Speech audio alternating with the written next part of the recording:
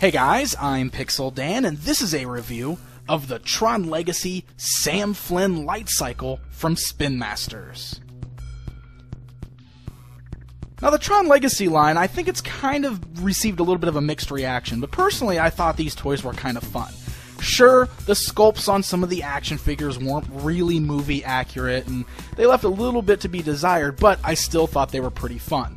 The actual 3 3/4 inch action figures featured some good articulation. I liked the light up features, so I thought it was kind of a fun line to collect, especially since I liked the movie so much. So I finally picked up Sam Flynn's Lightcycle, which is one of the last pieces I really wanted to add to my collection. So let's go ahead and take a look at how this Lightcycle measures up. Now, the detailing on the Lightcycle is actually pretty sweet. It looks pretty much just like the cycle appeared in the film. It's got the cool hollowed out wheels on either end, and you can see that it actually does have some nice rubber wheels underneath, and they do spin. And it's cool too, because when you actually turn the wheels, you can see like the motor, the engine on the inside spinning around, which is a cool little feature. It's got all the cool futuristic computerized TRON details going all the way around it.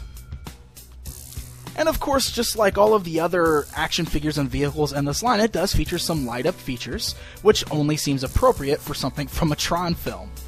You got a switch on the bottom that controls your different settings for turning on and off the electronics. Now, there's actually 2 different settings here. You got just the center one, which is your off setting. And then when you turn on the first mode, this is actually just a button-activated setting. You got a small button right here, and when you press the button, it gives you some cool lights and sounds from the film. So you just get some glowing blue lines all the way around the wheels on the center there, and it just kind of makes some noises as if the Lightcycle's driving by. It's kind of a neat little thing. Now, the second feature is a little more interactive, so if you actually want to play with this a little bit more, you want to switch it to the other setting. And you notice when we switch it to that setting, it's kind of got a boot up noise, all the lights light up. Now, the cool thing about this one is it's actually interactive with the figure that's on the bike. Now, this does come with a standard basic Sam Flynn that rides on there, and the figure itself is okay. He's not that great, but we'll look more at him in a minute. But basically the way he works is he is sitting on the bike, and underneath where he's sitting, you see it's actually kind of a tight fit, but there is a little switch on the inside that can tell when the figure is sitting on it, it actually pushes that switch in, and that's what allows the lights and sounds to activate when in the second setting.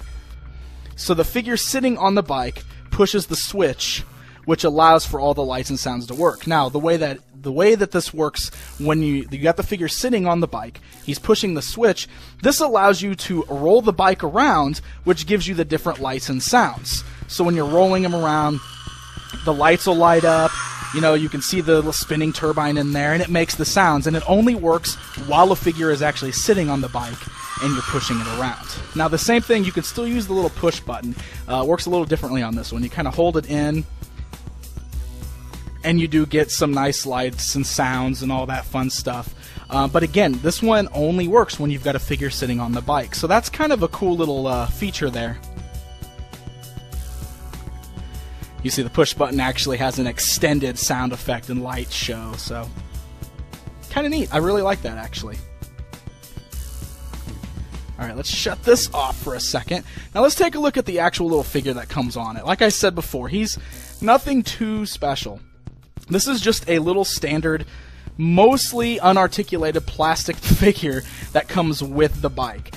You can see he's only positioned to be sitting on there. His legs don't move. You can move his arms, and you can move his head too, but the head is so weird. I mean, it's so strange shaped. Look at that. It's real funky.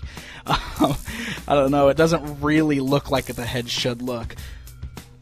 Now, the cool thing about this is if you don't want to use just this generic little figure on here, if you've got the 3 3/4 inch Sam Flynn, this guy here, even though his helmet is also not quite accurate to the film, you can use this on the Lightcycle instead. And it works a little bit better. It looks just a little bit better. So you can just use his articulation allows for you to squeeze him on the bike there, and you can get him positioned in. It does take a little bit of work.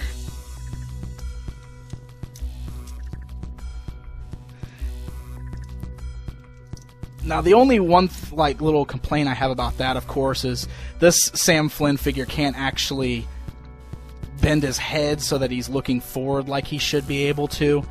He's pretty much stuck just looking to the front there. Or, I'm sorry, like to the left and right, or looking straight down at the bike. He's not actually going to be able to look up and forward like that little plastic figure does.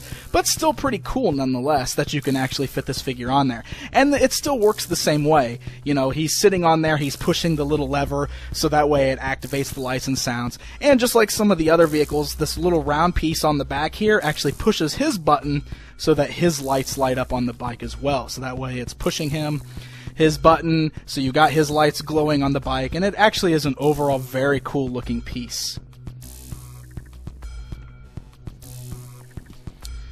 So there you go, guys.